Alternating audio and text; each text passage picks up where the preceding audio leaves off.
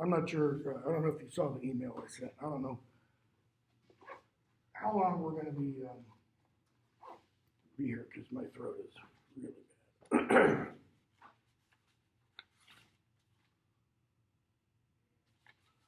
Just trying to decide, do I want to say anything about the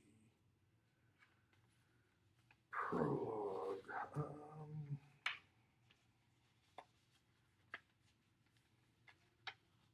No. We'll wait. So let's pick up or start with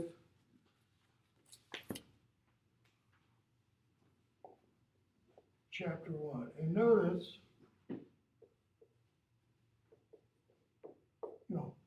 both main characters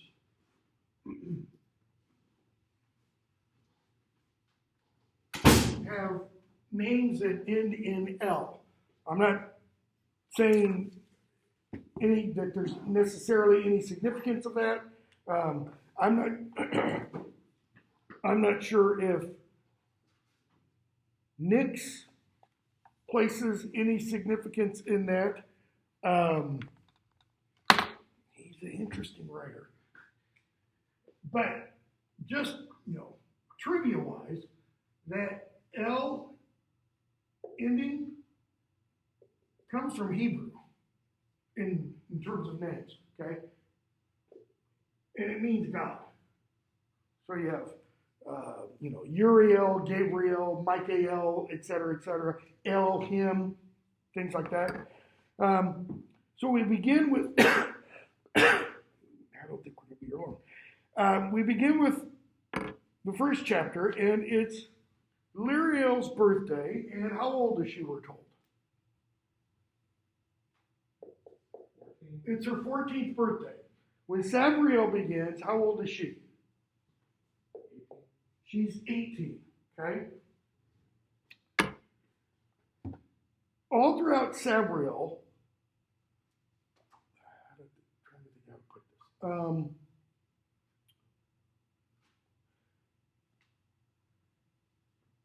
this. Sabriel, the entire novel, kind of gives us what about her? We can read that entire novel as her what?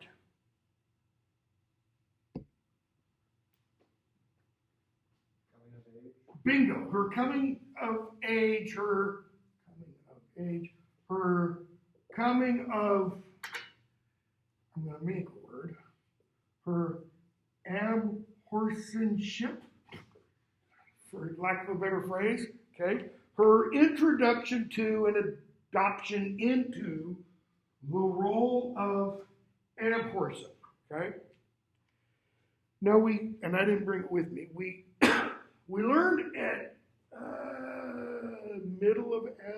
middle of Sabriel, the comment about the 5 great charters, right? 5 great charters.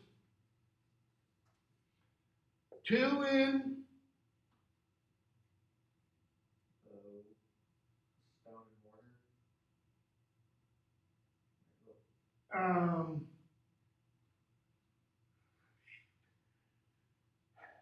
I used to have this memorized. Yeah, 2, because I used to have them in order. 2 in, can't think this morning, stone and mortar.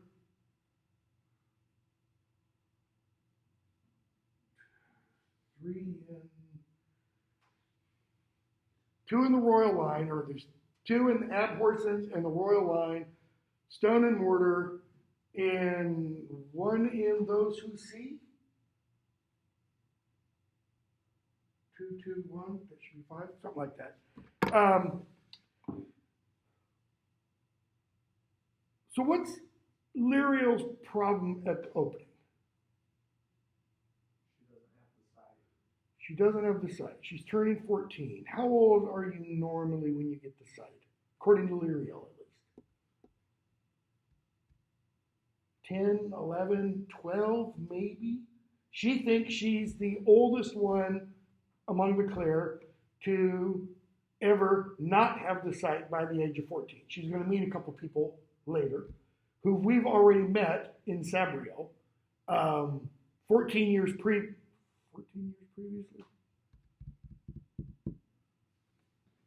No.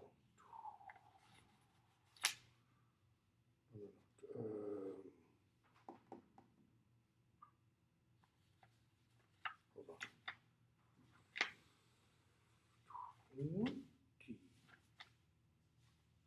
20 years previously.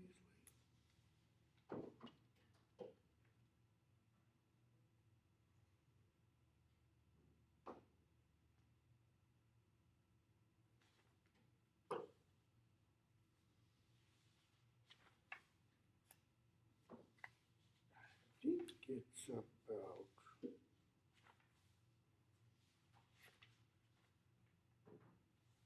This is about 20 years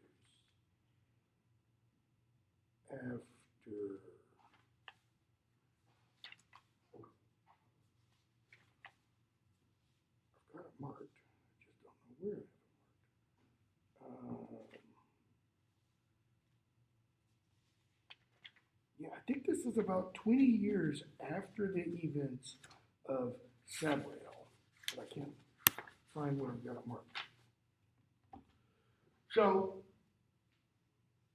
we're going to find out Rael and Sanar, however you pronounce her name, did not get the sight until they were 16.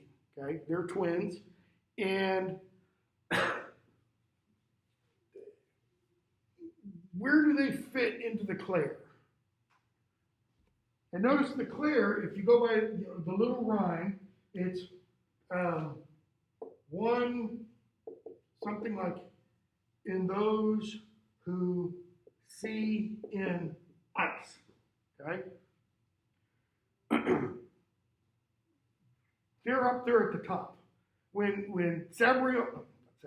Liriel meets them, she meets 7 people all told. Well, not all told, but there are 7 particular people that she meets in that 3rd or 4th chapter.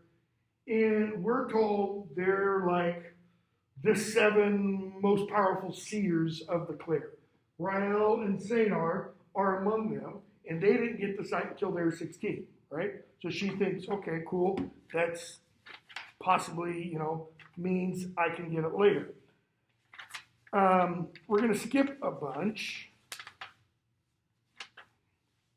Yeah, we're going to talk about that. Chapter 2, Future Lost. So, 14th birthday, she goes downstairs to the refectory, guy hits on her. She goes back upstairs. She doesn't want to go to the awakening celebration for Anacel. She thinks, life sucks. I'll kill myself. How's she going to kill herself? Well, she wants to do it in such a way that she's not found immediately. And we're told, page 30, 31, death, a simple word, simple way to avoid all the things that plagued her. If she killed herself, she wouldn't have to watch girls get older. She mentions death again. She thinks the best thing to do. It would be the final terrible confirmation that she just didn't belong. So, notice early on we get a kind of a distinction between Liriel and Sabriel in the first book, because Sabriel doesn't necessarily feel like she doesn't belong, right? I mean, she's got this community kind of people like her at the college, and she does belong. There's only one thing, a bit different. Her father's abhorsen goes into death, all that kind of stuff. She goes into death. None of her other classmates do, but some of them are charter mages. The headmistress, Ms. Greenwood, is a charter mage and such. So she's around people who are somewhat like her. Liriel, notice, is alone. Okay? She's not like anybody else here, other than being a girl, that kind of thing. So, Kirith wishes her happy birthday, brings her a new robe, a new blue robe indicating she's still a child, etc., etc. Okay? And we get our first indication into some of the oddity of her background. Let's put it that way. I'm 36 and 37. Her mother had compounded her strangeness, Ariel, her mother, by leaving the glacier and a 5-year-old Lyriel, called by some vision she had not shared with the other Claire. Okay? That is, she saw something, but she didn't tell anybody else. Or she didn't tell anybody else what it was she saw. She just had to leave. All right? I'm trying to think, is this the one the new book is about? The new book in the series just came out. I just got it the other day. I haven't even cracked it. And it's Terciel and I can't remember if it's her or if it's this other woman. Shoot. Anyways, it's kind of important. Years later, her aunt tells her that her mother's dead. Okay. So there's a similarity with Sabriel. She's not raised by her mother. Sabriel isn't really raised by her father. How is Sabriel kind of raised? Well, from the age of 10 or 11, at least, to 18, possibly earlier, at the boarding school, at the college, okay? And we're told in that, not quite into the book, but really close to the end of the book, kind of climactic scene when Sabriel goes into death, meets her father, why she had to be raised in Ancelstier, because it was too dangerous in the Old Kingdom, because of Caragor not being, fully dead, but mostly dead, etc., etc. Okay? Chapter 3, Paperworms. So, she thinks what? How's she going to kill herself? She's going to go up into Storm Mount and throw herself, it's kind of like, in the scene in, Captain America, where, the baddie, the German guy, has got the big old plane in the giant hangar in the mountain. Well, they've got this giant hangar essentially in the mountain, and she's going to go up and going to look over the edge and jump. Interestingly, she never does what when she gets up to that hangar room. Notice, she can't even get close enough to the edge to look over. Something stops her, and it's not just fear of death, it's, something else. But she goes up, she's freezing, page 47 and following, and now that she's there, we're told, top of 48, only a few minutes brisk walk from the precipice, she wasn't sure that making her own death was such a good idea. Interesting way of putting that, by the way. Making her own death, rather than, she wasn't sure that killing herself, which is how most people would put it.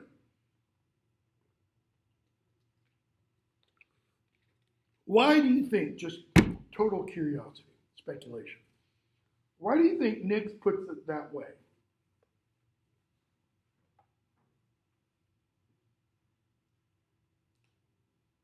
Killing herself was one more active, okay?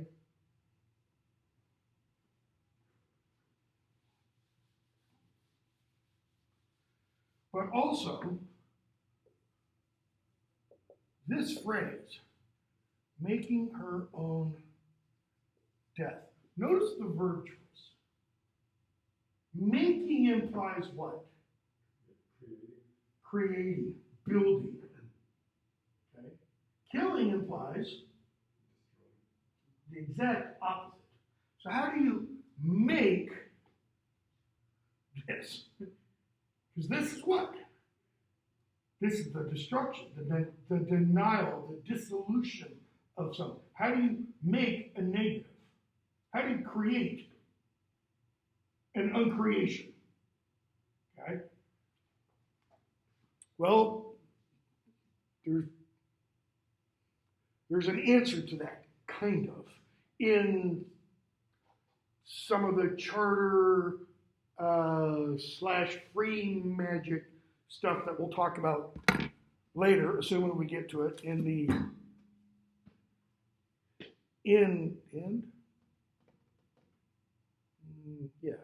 close to the end of Abhorsen. Okay? So, but every time she tried to think of a continuing future for herself, she felt weak and blocked, as if all the ways forward were closed off by walls too high to climb. What's that telling us about her? How does she feel? Trapped. Okay? She has seemingly no way forward, and she can't go backward, right? I mean that literally, she can't go backwards. That is, not just turn around and retrace her steps, but for her, there is no backwards, right?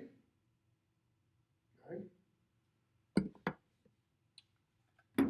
So she looks around, she sees the paper wings, page 49, and we're told she hears the deep rumble of the Starmount Gate as it started to swing open.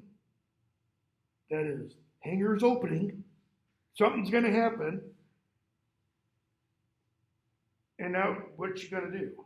She could run across the terrace and throw herself off, but she didn't really feel like doing that. The moment of her darkest despair had passed, at least for now. Maybe there's a spark of reason to live, or it might come back, okay? But no, instead, she sees a pinprick of darkness across the white of the background, and she realizes it's a paper wing, and she watches as the paper wing comes and lands. Different color from the ones used by the Clare, red and gold, colors of the royal house. All right, skip a bit. Two people climb out. One, russet-furred, and the other one with a cloak of black and silver. Okay? The russet-furred one comes out, and he reaches back into the cockpit, pulls out two swords. All right? Buckles them both into his belt. The other person, a woman, reaches in, and she pulls out a leather bandolier and another sword. And she, Lyriel, immediately realizes this person's a necromancer. Why? Only necromancers use the bandolier, right? Which we saw in the prologue. Okay? She puts the bandolier on. She gets her own sword. Okay, she puts it in.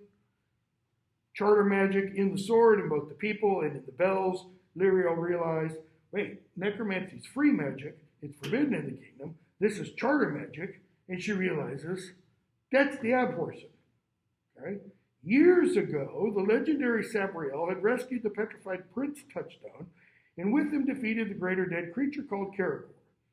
She had married the prince when he became king, and together they had. And then she looks at the man again. So if this is Abhorsen, Sabriel, that must be the king. Okay? Close enough to go and talk to, if she was brave enough. Okay? And then she sees the Clare come in, bottom of 54.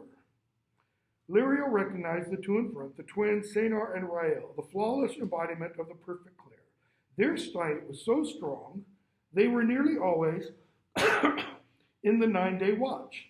So Lyriel hardly ever crossed paths with them. Behind them came 5 other Clare. She recognized all of them as being particularly strong in the sight. In short, they were 7 of the most important Clare in all the glacier. And so she just sits there, because obviously she can't move, she doesn't want to be seen. They're the last people on Earth she wants to see, except for maybe that her Aunt Kirith. And she overhears this conversation, or snippets of it. Notice her experience of this conversation is similar to what the Claire experience when they have the sight, right? Because when they have the sight, it wouldn't be like me turning on that projector, and you see everything clearly. What would it be like? It'd be like using an old rabbit ear antenna, and you're trying to tune something in, and you get static, and the image comes, and it goes out, and it comes, and they don't see everything perfectly. What else? How do they see, or that's maybe the best way to put it. What do they see? Do they see the present? They see the future, but they can't tell when necessarily. See the future, but they can't tell when. What else?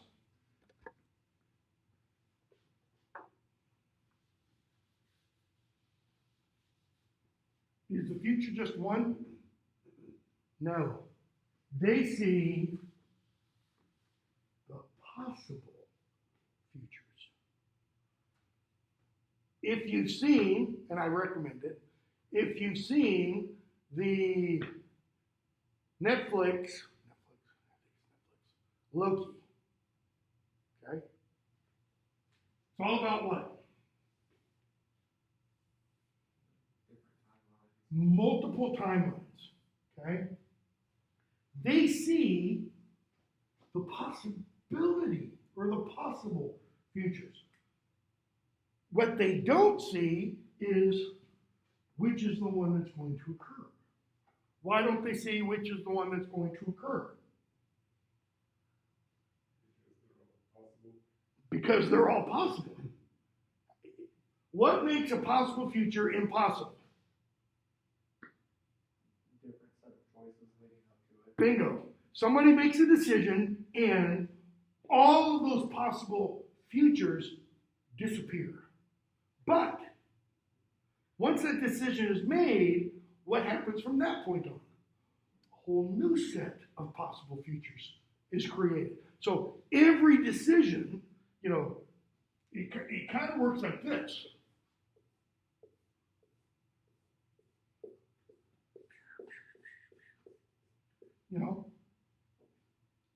Seemingly like, according to what astrophysicists say, a black hole. Because in a black hole, the black hole, it's spinning, so to speak. It's got so much gravity, it sucks everything in till you reach the event horizon, and then it shoots out a jet on the other side. They don't really understand what that jet is, and according to theoretical astrophysics and such, does it create a wormhole and parallel universes, all that kind of stuff. No idea. Okay? So, she overhears the conversation. They talk about 57. There's trouble in the West. Okay? And the Claire say, we can't see anything over there. So they can see the present. Right? It's just they can't see it everywhere. Something is blocking them over in the West. We don't know what. Right?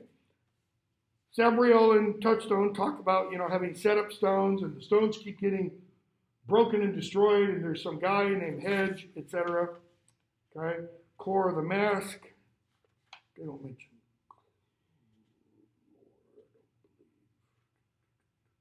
No. Talk about Red Lake. Page 62. The children are mentioned. They're at school in Ancelstier. Sabriel says, Touchstone says they're safe there, page 63. The Claire say, we've seen them crossing the wall, though it may be the next time or the one after that. That is, Sabriel mentioned they'll be coming home for the holidays in a few weeks, 3 weeks, something like that. The Claire says, we've seen them going through the wall, but it might not have been this time that we see them. It might have been some other time, in the future, okay? They talk about the children a little bit. Let's see. In one of the Claire says, top of 64.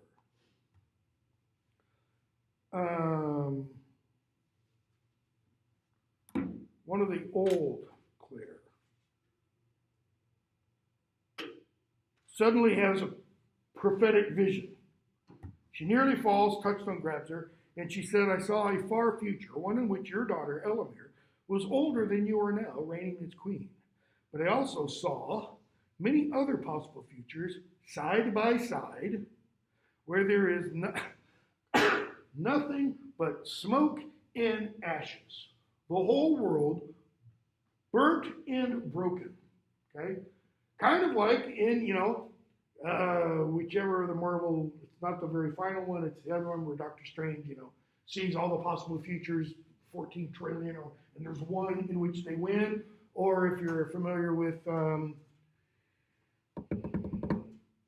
other Netflix, Umbrella Academy, where the youngest of the siblings, quasi-siblings, goes into the future, sees what's going to happen, comes back, et cetera, et cetera.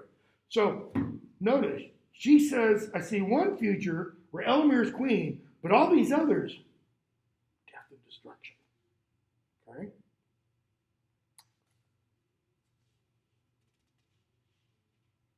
Sabriel and Touchstone get back into their paper wing, fly off. Notice they put their weapons back in first, and it makes an important enough impact on Lyriel that she thinks they don't trust the protection of the Claire. That is, they don't trust the protections, the security that the Claire have. That even though they're only stopping for, how long have they been talking? 5 minutes, maybe? That they still come out and they arm themselves, even though they're kind of, in the center of the Claire stronghold. Okay? And then Sabriel says, you might want to go check out that green light. And they go and talk to Lyria. Okay? They ask her what she's doing there. Finally, she says, it's my birthday, I'm 14. And they're all like, okay, we get it. Sanar, page 70. So you're 14, you're worried because the sight hasn't woken in you. It comes late to some of us. And that's when she says, Rael and I didn't get it till we were 16.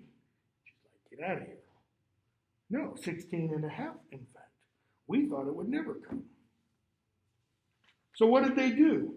They became paper wing pilots, which is what we saw them doing in the previous book. So in the previous book, they weren't even 16 and a half yet. We don't know that in that book, right? So they asked her, what would you like to do? In other words, you need to have a job. You need to do something to keep busy. Why? What's the worst thing that can happen to you if you are somewhat, depressed or whatever? To have too much time on your hands. To not be physically doing something. Because, as Samuel Johnson says in his big long poem, Rasmus, the mind will turn on and eat itself. Okay? So, what would you like to do? And she's like, I don't know. Well, what are you good at? Charter magic. In music. Notice, what's kind of thought? Sanar, paper wings then. Why? The paper wings are made of charter magic, and it takes charter magic to fly them. What kind of charter magic? Whistling, which is music. But you're a little young. A little bit young for that. So does that imply that Rael and Sanar were older than 14, but not yet 16 and a half so that the sight opened up? Yeah, probably. Okay. So what else then? And Lyriel thinks, I'd like a job where I don't have to interact with anybody. It's kind of a loner. Library, right? Because how many people go to libraries, generally speaking? What else is good about a library? Don't even think about the old library in the Claire world. Think about a library here. What's it full of? Books. Okay? She's good at charter magic. You can learn more charter magic through books. Sanar, the library, that can be dangerous to a girl of 14. How so? Notice, or a woman of 40 for that matter. How can libraries be dangerous? If either of you read Ray Bradbury's 1984, Fahrenheit 451, he has a line in there, a book in somebody's hand is like a loaded weapon. How so? Why in why do I keep thinking 1984? Why in Fahrenheit 451? Because I used to, when I would teach comp, I would teach Fahrenheit 451, 1984, Brave New World, and Lord of the Flies all together. Just kind of throw them in dystopian fiction. Why is a book a loaded weapon? Because it can make you think and question things. It's full of ideas. Okay? And in that society, it's a loaded weapon because ideas are outlawed. You can't think for yourself. Okay? So it becomes a dangerous tool. Rael, only in parts, that is, only in parts is the library dangerous to 14 or 40-year-olds. Morel, you can't work in the library without going into the old levels. That is, you can't work in a realm of ideas without getting down to the deep basic ideas. Or not deep basic ideas, the deep complex ideas. Because ideas do what? Just like timelines. One idea blossoms into 1,000 others. Morel says, at least some of the time, I wouldn't be keen on going to some parts of the library myself. Okay, this is one of the 7 most powerful Claire. And she's like, there's some rooms in the library I wouldn't want to go to. Liriel listened, wondering what, this is top of page 74, wondering what they were talking about. The great library of Claire was enormous. She had never heard of the old levels. And then we get a long description of the library, how it's shaped like a nautilus shell, right? So the uppermost part is the big wide part. And then it goes down and down and down. Or is it the opposite? Is the upper part the narrow part, and the deeper and deeper you go, the bigger and bigger it gets? Is it like C.S. Lewis's Narnia, where we're told in the last battle, farther up and higher in, the deeper in you go, the bigger and bigger it gets? Or is it like, Doctor Who's, telephone booth, where the inside is bigger than the outside? Which seems like a contradiction, right? No, but it's not. Because you go in and you find, well, here's a spot, and here's a spot, and here's a spot. And size turns out to be relative, right? She'd been in the library some, we're told. Sanar, why do you want to work there? Bottom of 75. It's interesting. Okay, whenever I have a student, they're writing a paper, and they say, so-and-so is interesting, I always put. Why? See, interesting is a filler word. It just means I don't know what else to say, so I'm just going to say something that sounds like I'm smart. Well, that's interesting. What do you mean it's interesting? Do you mean it's provocative? It's creating new thought patterns in your mind? Do you mean, well, it's stupid? That kind of thing. It's interesting. She didn't want to admit that the library, bottom of 75, would be the best place to hide away from the Claire.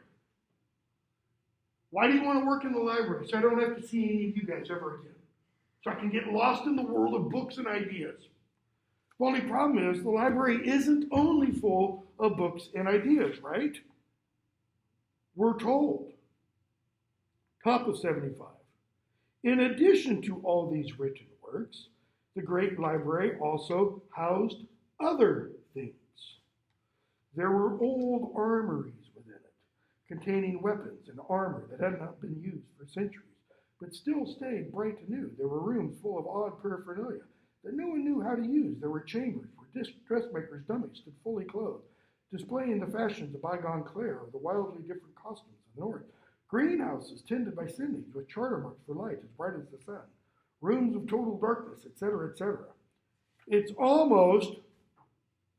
similar to the old British Museum in London before the British Library was separated from it. See, the British Museum, at least until 2000, the British Museum also had in it the British Library. You would go in the front doors of the British Museum, and off to the right, you had part of the British Library where they kept, the manuscript books on display, okay? Things like Beowulf and Shakespeare's First Folio, things like that. And then there were some books, in bookcases on the walls and such.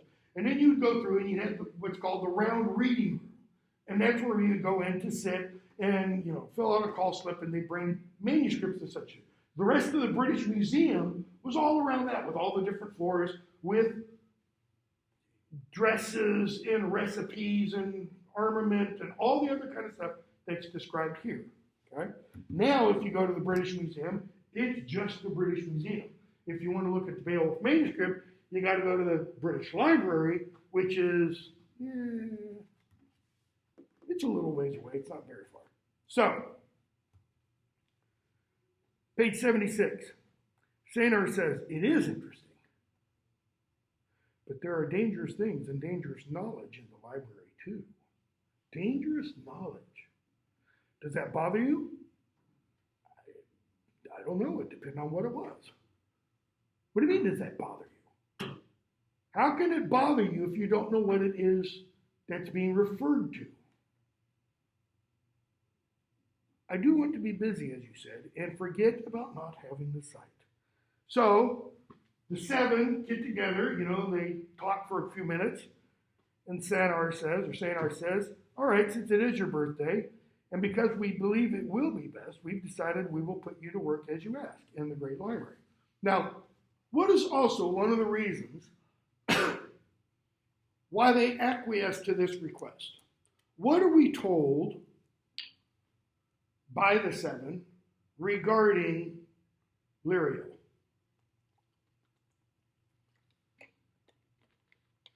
Okay, these are the 7 most, probably the 7 most powerful seers they have. What did they say? Anybody remember? They've never seen her. In all the times they've had, the 9 days watch and all that kind of stuff, Liriel's never seen anywhere. The implication is they see other Claire. And they might not be the center of the screen. They might be off doing something to the side, but they're seen. It's like she's the silhouette of a character not seen. There's all these others, and then there's, a blackened form, and they're like, question mark, who is that? So, Sanar says, you should report there tomorrow morning to Van Sel, chief librarian. You'll become a 3rd assistant librarian. Oh yeah, one more thing. 77. You heard some stuff today that should never be repeated. The stability of a kingdom is a fragile thing, Liriel, easily upset. Sabriel and Touchstone would not speak so freely elsewhere or to a different audience. She goes, don't worry, I won't say anything. You won't remember. She removes the memory, right? At least not until you need to remember. You will recall everything you've done today, save the visit of Sabriel. That memory will be gone, replaced by a walk on the terrace and a chance meeting with us. Notice, though, she says, you won't remember until you need to. Implying maybe this wasn't a chance meeting. Maybe this was supposed to happen, and we just haven't seen it yet. Okay? Chapter 6, she goes off and meets Van Sel, page 81. who tells her, we've never taken on a librarian whom we haven't seen as being a librarian. You're a blank slate. No one has ever seen, not, obviously she sees her right now. No one has ever seen you at all. That is, no one knows what your future portends at all. So you are a mystery. But there is no better place for mystery than the great library of the Clare. Okay? What is a mystery? Literally, what is a mystery?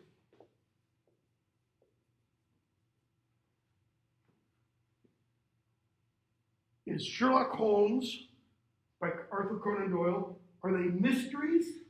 Are Agatha Christie's novels mysteries? Was, back in the 80s, whatever years it was, Murder, She Wrote on TV, were those mysteries? They're all whodunits. Murder on the Orient Express, Poe's, the Purloined Letter, the first kind of detective novel, so to speak. No, those are whodunits.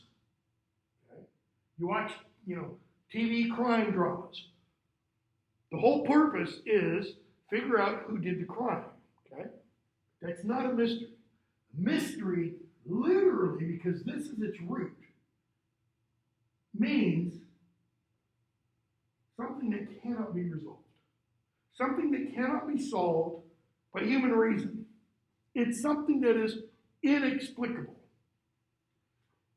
In the Western world, in the Christian tradition, the idea, for example, of the incarnation, God becoming a 8-ounce, 22-inch long baby.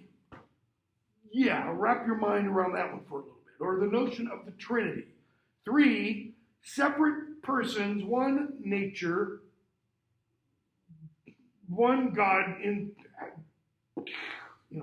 people have tried to come up with all kinds of images. C.S. Lewis uses the idea of a cube. Think of a cube. Here you have a cube. Okay. 1 face, 2 face, 3 face. The only problem with that, those are just the ones you see. There's 3 more, right? So it's not really a trinity, it's a septuply or something like that. Okay. Irish said, oh yeah, let's use this one because we have them all over the place. The shamrock. No. Those are all analogies. But every analogy breaks down. Why? Because something is like something doesn't mean it is something. Okay? So, you're a mystery. We don't know who or what you are. Or we don't know who or what your purpose is. Now, I could be way off base here. Totally extrapolating. But I think one of the things Nix is doing here is he's, placing us, the reader, in the position of the protagonist. Protagonist is usually the main character. Okay? Proto-agonist. Proto, first or chief. Agonist, agony, sufferer. This language comes from Aristotle, right? The protagonist is the chief sufferer. It's the person about whom the story is essentially made. Because Aristotle, when he came up with this terminology, he was applying it to Greek tragedy, but it also applies to novels and such. The main character of it, Harry Potter and every one of the books has Harry Potter and. Why? Because Harry's the main character, right? Lyriel, the book's about her. Sabriel, the book is about her. Abhorsen, who's the book about? Because notice, that's a title and a name. I'll tell you right now, it's not necessarily about Sabriel. It's about who will be Abhorsen. Okay? Doesn't give anything away, by the way. I didn't just say, somebody died or anything like that. So, you're a mystery, but she is the protagonist. And I think one of the things Nix is doing is he's putting us, through his narration, in the person of the protagonist. That's what authors do. They want us to identify with those main characters. And in doing so, that's like saying, you are a mystery. You are a mystery. And how do you plumb the depths of an individual? You can't really. Okay? But there's no better place for a mystery than the great library of Leclerc. Why? Libraries are full of what? Knowledge. Knowledge is the opposite of mystery. If this is the great unknown, then libraries are full of the great known. And it is better to be a librarian, notice, than part of the collection.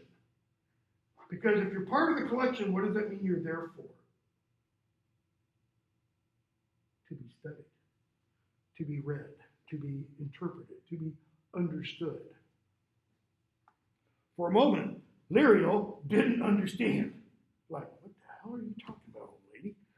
Then, what, you mean I'm suitable? Yes. Yes, you are. Notice, does Vancel really have a choice, though? No. Not once those other 7 said, you will be a librarian. You will be, what was it, a third assistant? Yeah, you will be a third assistant librarian. So, she goes down, she meets up with Imshi, right? First she meets with the first assistant librarian, then the second assistant, Imshi, who tells her, what you're going to do, gives her her clothing, her uniform, okay? Tells her what it does. She has a whistle, which, notice, it clips on lapel loops, so all she has to do is bend down and the whistle's sticking up and she can blow in case something is wrong with her arms. What would be wrong with my arms? And she has a mouse in her pocket, little mechanical mouse.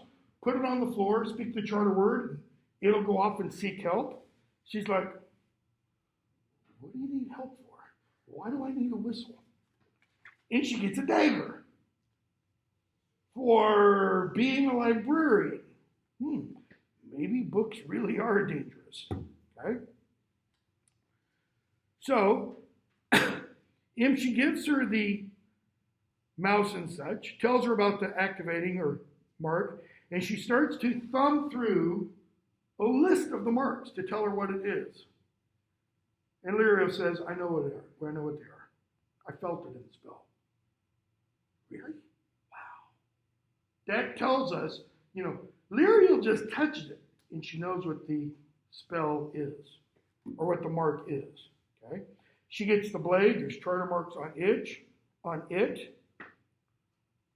Okay? Notice she can tell, just by touching it, page 85, that there are marks of breaking and unraveling, useful against free magic creatures. So why would a librarian be given a dagger with spells that are useful against free magic creatures? Free magic creatures are part of the collection. There could be something down there that is free magic, okay?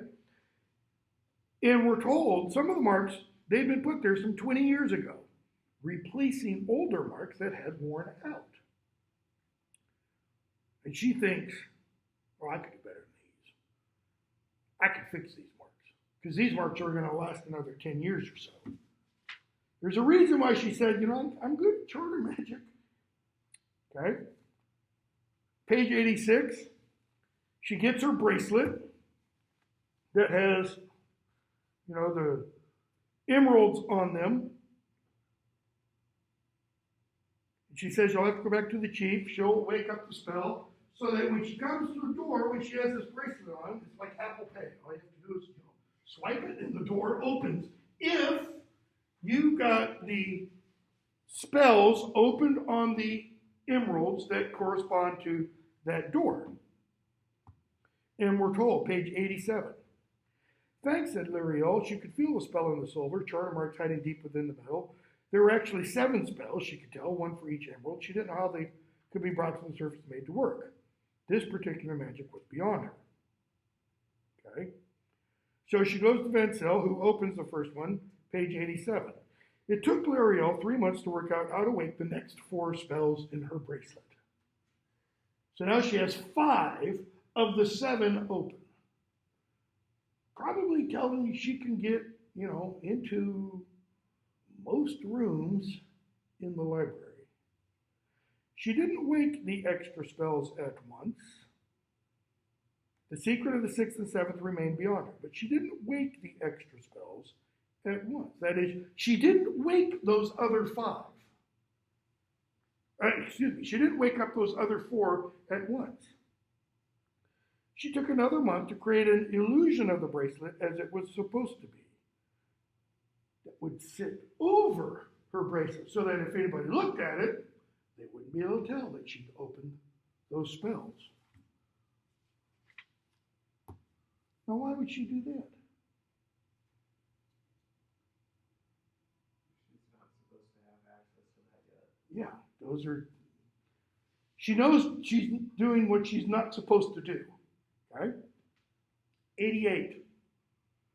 Middle paragraph. Her daily work also led her into temptation. Okay?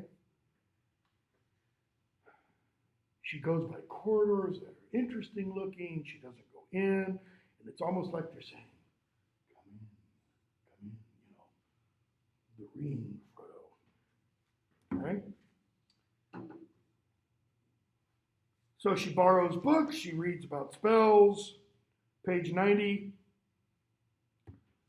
top of the page. Somewhere along the way, Liriel realized that she enjoyed learning charter magic for its own sake. What does that mean? She enjoys learning it for its own sake, not for what?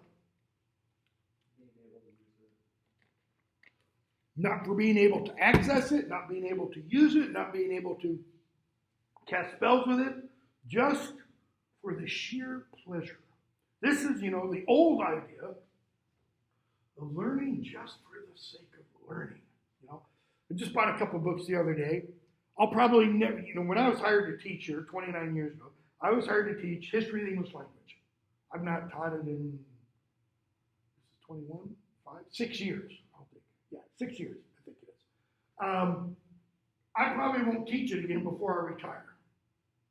Could retire in 2 years, might be a little bit long. More than likely, I won't teach it again. The 2 books I bought were one on the decipherment of Linear B, which is an ancient script in what is now modern-day Greece, and the other one is the decipherment of the Rosetta Stone by Champollion and Thomas Young in the early 19th century. Again, only reason I got them is because I'm fascinated by ancient languages. And, Indo-European stuff just thrills me to no end. Not because I will ever do anything with it, right? That's what she's experiencing. Learning to be a real charter mage also, notice, gave her something to do when all the other librarians or her fellows from the Hall of Youth were engaged in more social activities. She could be her own little, intellectual / reading nerd on her own, away from everybody else. Okay?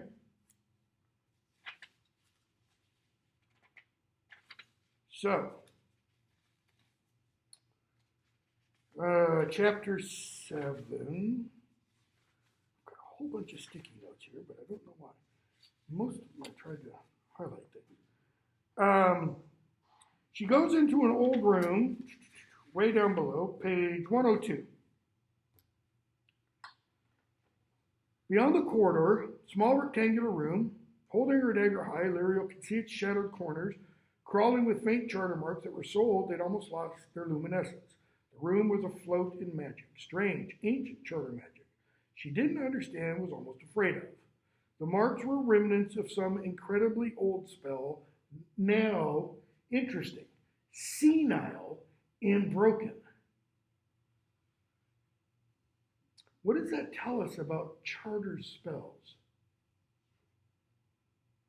They're almost alive. Okay, or what's another way of putting that? They at least have some kind of sentience, some kind of awareness. Because this one, we're told, is senile. It's lost its ability to think. The implication is this charter spell, this original charter spell, incredibly old, was there for what purpose? That is, it had some purpose, and it fulfilled its purpose as long as it stayed mentally sharp. But it developed, charter spell Alzheimer's. And now it kind of doesn't remember. What am I supposed to do with the door? Enough remained of the spell to make Lyriel even more uneasy, top of 103. There were marks of binding and imprisonment, of warding and warning. Warding, guarding, okay, and run away, run away. Even in its broken form, the spell was trying to fulfill its purpose. But here we're told it's broken. Does that mean, does broken there imply because of its senility, it's just like, bits of its neurons are falling out? That kind of broken? Or something has happened to it. Something has been done to it. Next paragraph.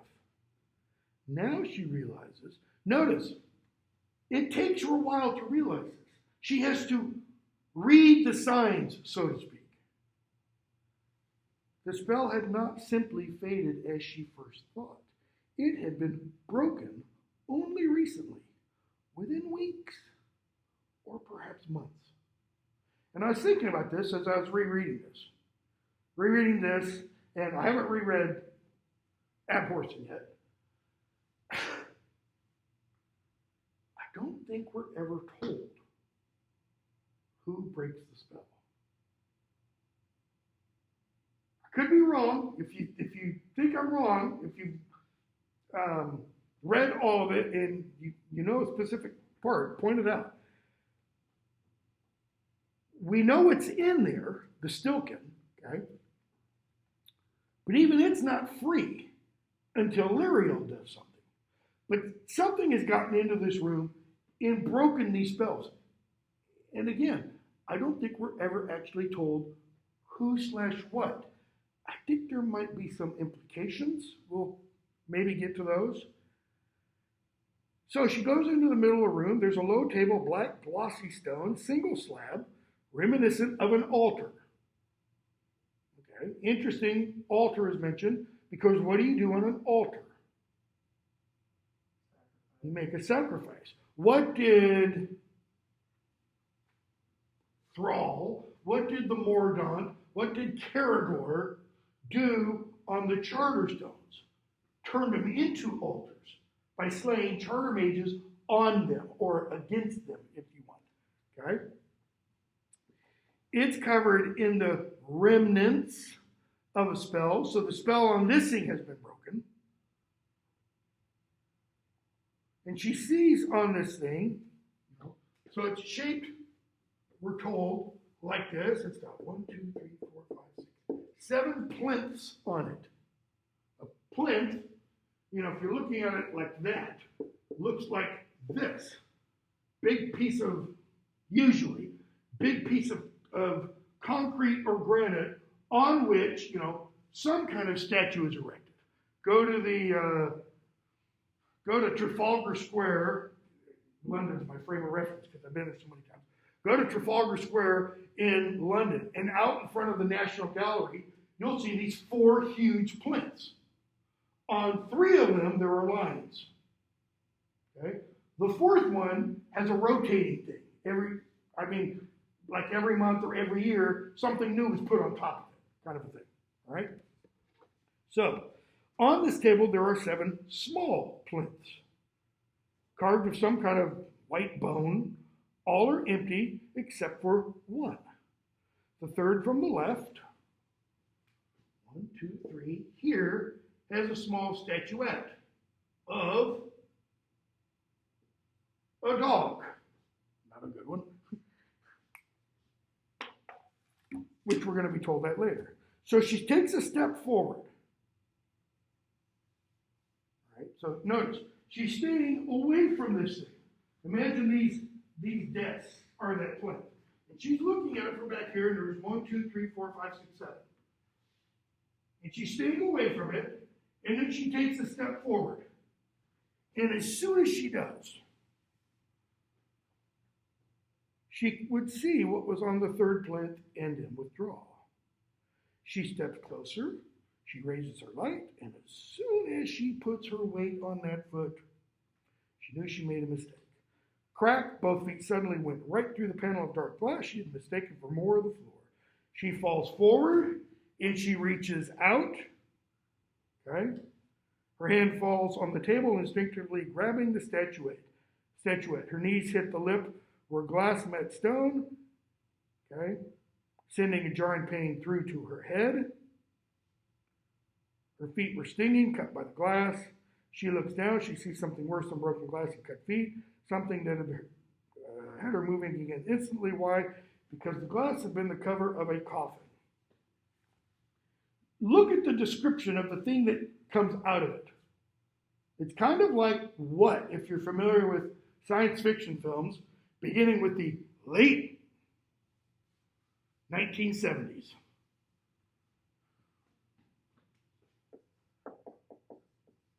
It's like the creature in Aliens. It's a praying mantis-like creature. Okay? She saw that its forearms, at first she thinks it's like a sleeping naked woman. And then she sees its forearms were as long as its legs and bent backwards with great claws on the ends like those of a praying mantis. It opens its eyes and they were silver fires.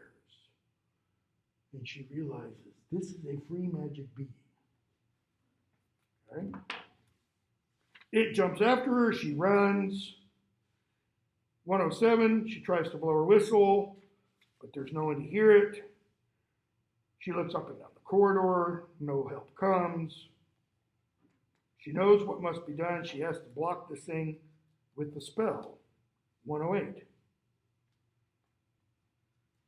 In the endless flow. Endless flow of what?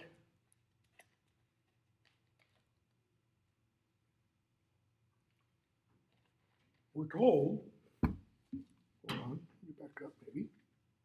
Yeah, 107. Liriel, bottom of the page, knew what must be done. She drew herself up, that is kind of stood up tall, and reached into the charter. It doesn't mean she stands up and does this. It's she mentally, emotionally, spiritually, whatever, intellectually stands up and enters in, what does it mean, enters into the charter?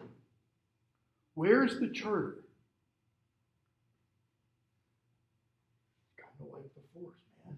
It's all around. Charter mages can see it. Those who aren't charter mages can't see it. They're not aware of it, right? So, it forms and informs seemingly everything. Is it quantum state? Is it she can look and see atoms, protons, and neutrons, electrons, gluons, etc.? No idea if that's what Nick's is kind of getting at. In the endless flow, she drew out all the marks she knew for breaking and blasting. Endless flow, it's like these things are moving all the way, all along, around her, past her, and she sees within it, blasting, destroying, binding, for fire and destruction, for blocking, barring, locking. They came into her mind in a flood, brighter and more blinding than any light, so strong she could barely weave them into a spell. But somehow she ordered them as she wished.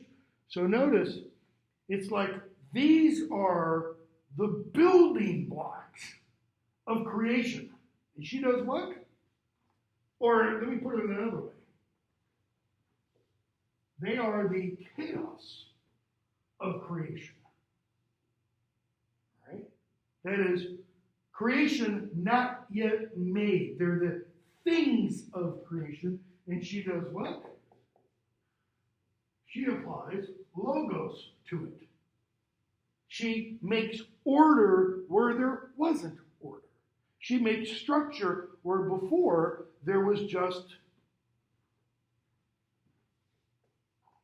essentially free magic. I'm not using the term free magic like he uses it in here, because free magic is evil. It's not that, okay? So, somehow she ordered them as she wished and linked them together with a single master mark, one of great power she never before dared to use. And as she speaks, that is, as she speaks this spell, heat coursed through her throat, fire explodes through her right hand, okay, into the creature, and a titanic force was unleashed from her left, slamming the door. She comes to. She's bleeding on the head. Are we told how? What did she hit her head on? She didn't. We're not told that she hits her head on the stone or anything. She hits her shin, right? I wondered that. Her knees hit the lip, page 104, where glass met stone, sending a jarring pain through to her head. Her feet are stinging, cut by the glass. Okay? Because she kind of falls through whatever this glass floor is leading to. But now she wakes up. She's on the cold stone. And her head's wet and it's blood.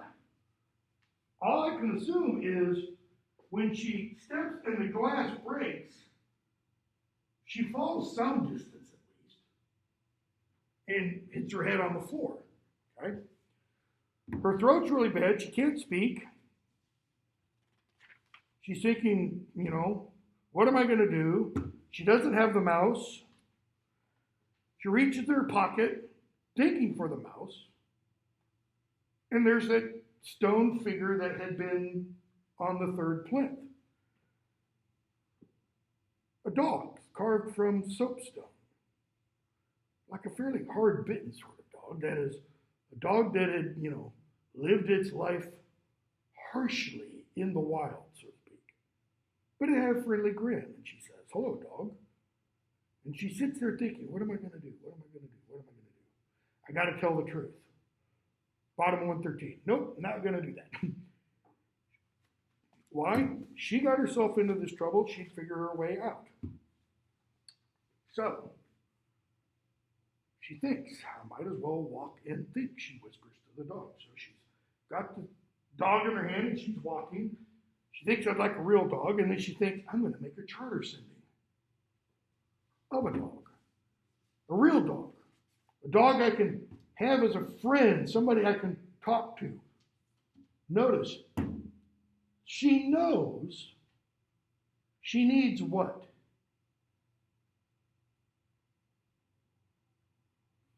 She needs some kind of help. She needs some kind of companion. She needs somebody she can reveal things to, even if it's not real, so to speak. She can't do everything on her own, okay? So she makes her way back up to the upper part of the library and pretends to have fallen down the stairs. She gets taken to the infirmary,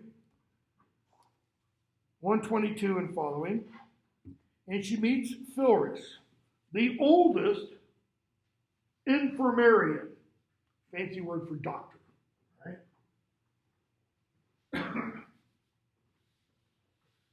And she's really old. She's like 100.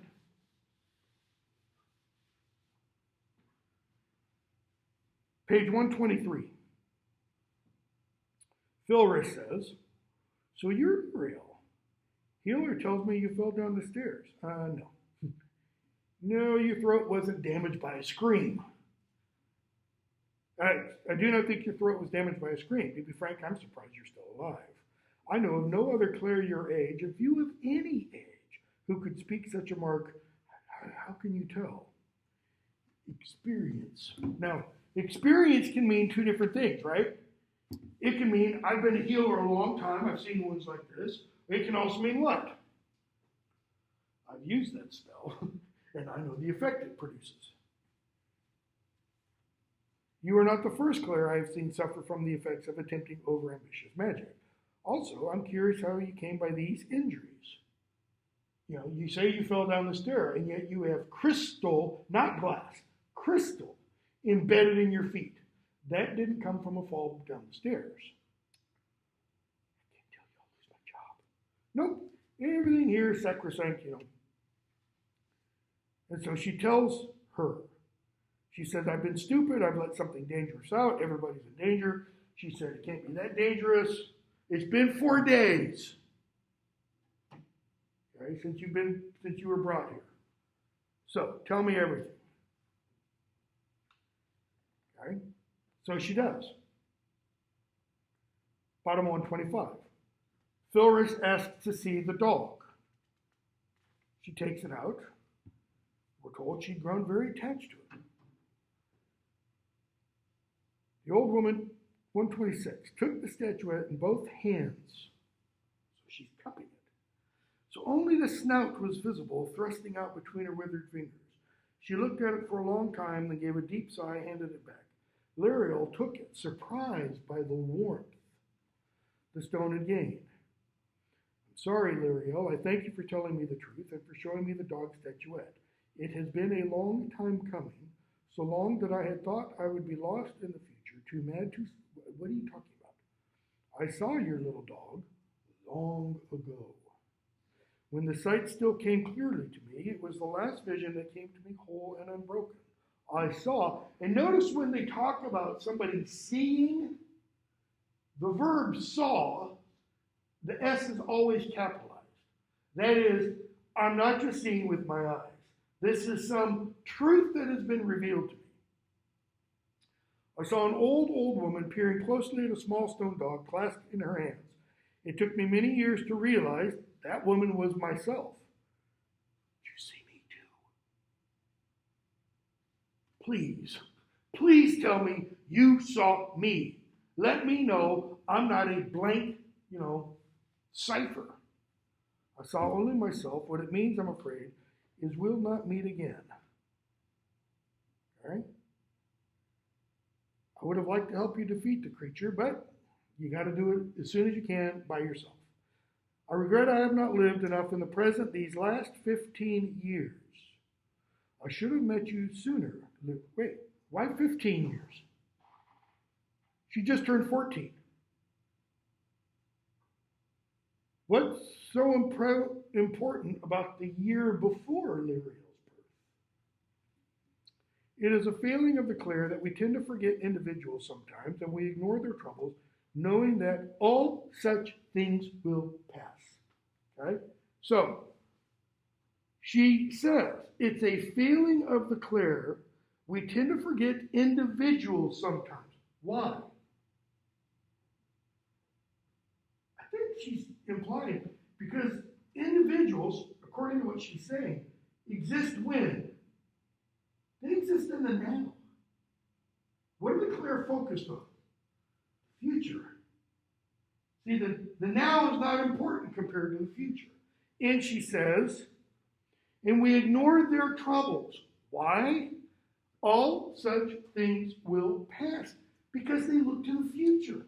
They see what's coming down the road rather than the semi that's on the road right now getting ready to hit you. Lariel, huh? She's 14. What are you talking about, old lady? Every Claire is given the gift to see some portent of her death, but not the death itself. For no human could bear that weight. That is, they're given to see something that will indicate that's right around the bend, but not, how it's going to happen. Almost 20 years ago, I saw myself and your little dog. And in time, I realized this was the vision that foretold my final days. That is, and I came to the realization when I saw this that I would not live very long after that. But I need you. Notice, I need someone. Why did you want to work in the library? Because I don't need anybody. I want to get away from everybody. I want to be on my own. I can't keep going on my own. You can, and you will. Make your dog your companion to be the friend you need. Okay, so we have a parallel, right? Sabriel has first book. Sabriel had Mogget. Liriel now is going to have the dog. And we were told in the little scene with Sabriel and Touchstone, where is Mogget?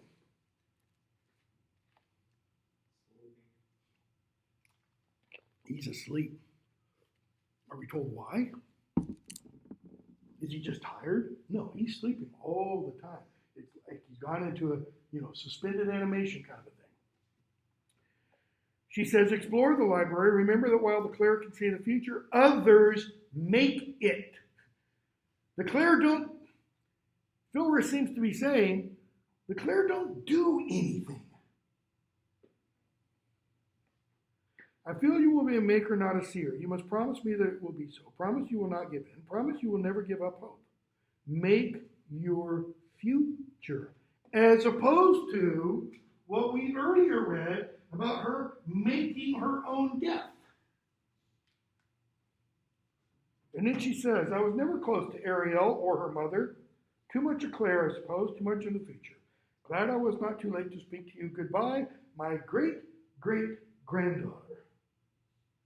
What did Liriel think at the opening? She had one living relative, right? Her Aunt Kirith, whom she can't stand, because she's a busybody. And she only says bad things about her mother. Yet she does have somebody. She has a great-great-grandmother who turns out to be kind of the prototypical, in fantasy literature at least, wise woman who sees things others don't see. Here, literally. Okay? So she walks out and dies. She gets the book, Creatures by Nagy, however you pronounce his name, reads about the Stilken, realizes that's what it is. In chapter 10, she makes the little dog. Well, she makes the dog. 139. 7 minutes. She's just about to reach into the charter and begin to make the dog sending kind of thing. And she sees the little statuette up her, and she reaches up and grabs it and puts it in her lap. The small carving tilted slightly. Notice, impulsively, she got up, set it in her lap when she sat back down. The small carving tilted slightly, but stayed upright, looking at the silver copy of itself. It's a statuette. It's like this bottle. If I put the bottle like, let's say this is the face of it.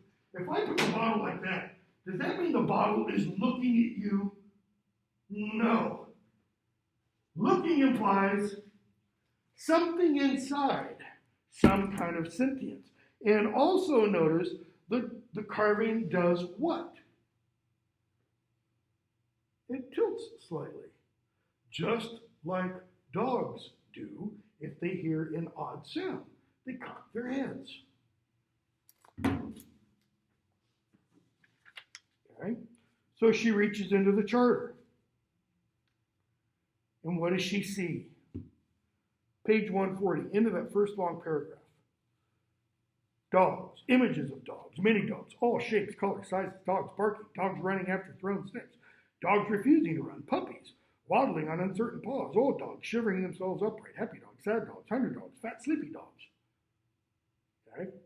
Why? This is Plato's ideal of dog.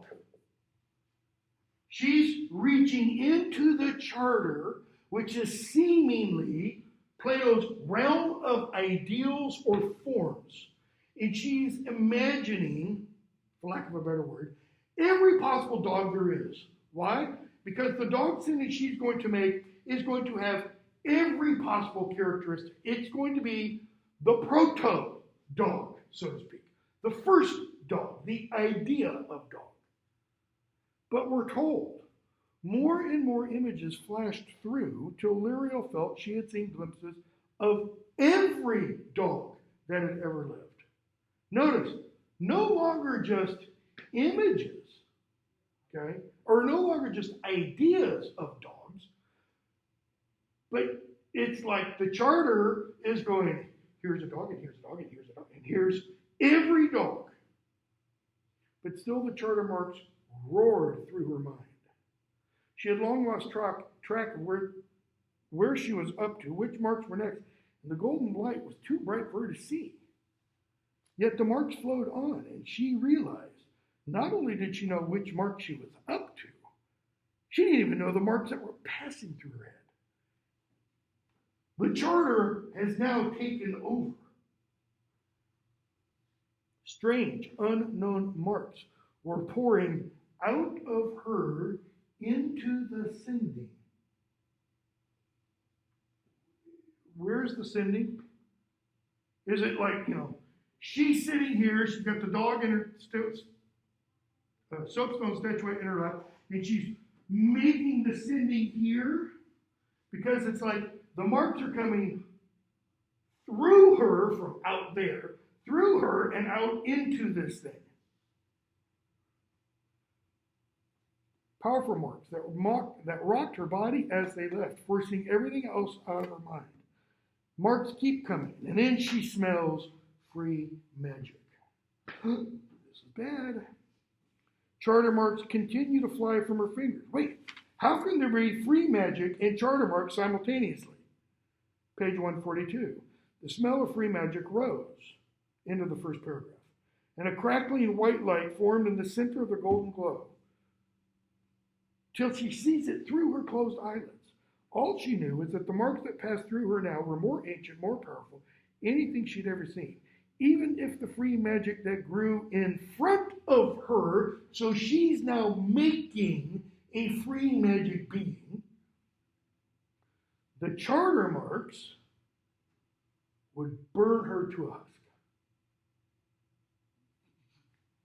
Mentally, she's thinking, I am so totally screwed.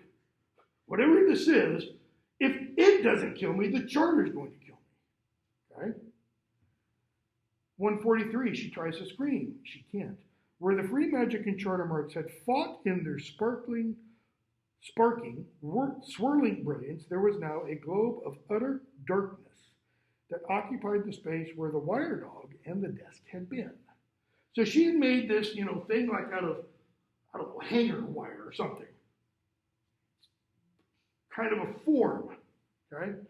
And now there's a black hole there. Something blacker than the blackest black that you can blackly imagine, The awful tang of free magic was gone too, replaced by a sort of damp animal odor. And she blinks, and the globe disappears, leaving behind a dog. Not a cute, cuddly charter sending of a puppy, but a waist-high, black and tan mongrel, seemed to be entirely real, including its teeth. Only hint of its magical origin was a thick collar around its neck that swam with even more charter marks than Liriel had never seen before. That is, the collar has marks she didn't see just now when she saw all these marks in the creation of this thing.